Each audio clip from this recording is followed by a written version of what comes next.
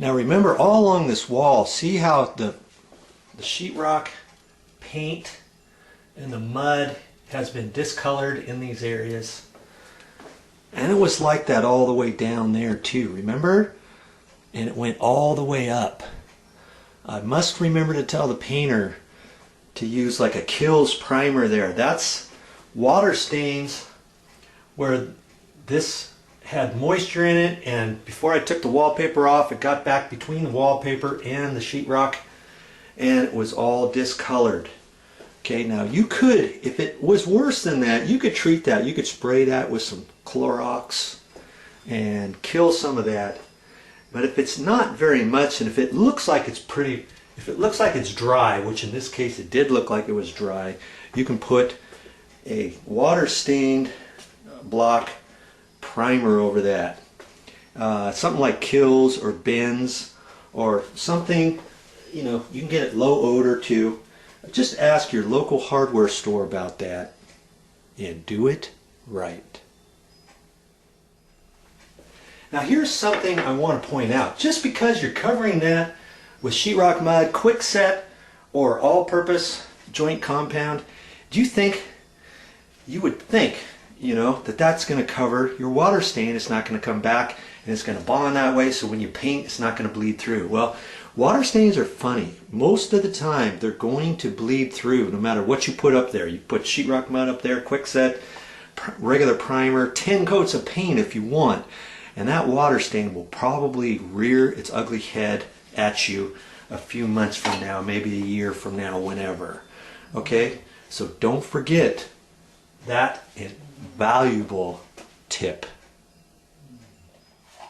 I've got most of my major patches done, so now I'm going to drop back and do along the windows. Very simple to do.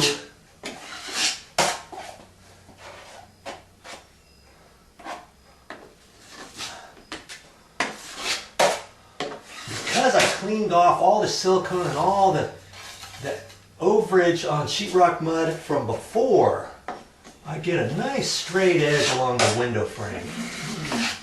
That's what you want, because we don't want to show that anyways.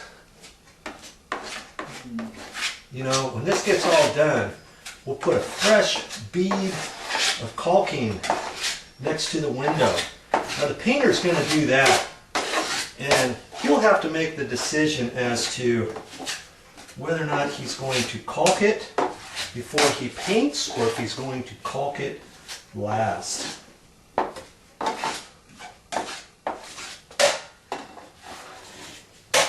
you go. Ready to be textured, I believe.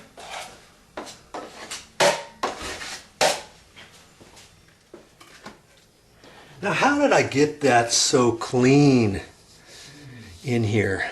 I did that before I started my project, and usually what happens is you'll see a nice ugly caulking line there. You're going to see the excess overage of the caulking depending how well they installed the caulking originally. And most windows now are the white vinyl heavy duty type window material, and they look nice when they're nice and clean and tight edges and all that. When you see overage on there, I've already taken it off, by the way, as you can tell. But I used a stiff putty knife like this. I didn't have to worry about scratching this because I just wiped on there nice and easy. And I wipe this way. If you get a knife that's not flexible enough, it might not take it all off. So I use a little bit stiffer one. And I went up this way and got most of it off, and then at the end I went that way, and that got most of it off too.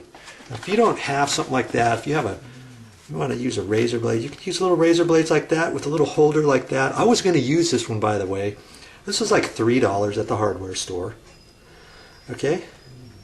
And because I didn't think I was going to be able to get it off with this nice and clean. Since I use this, I saved my $3. And I could buy a putty knife for $3, and I didn't need my razor blades. But because I have this razor blades and a little holder come in nice and handy. If you don't have something like this in your toolbox, you got to get one.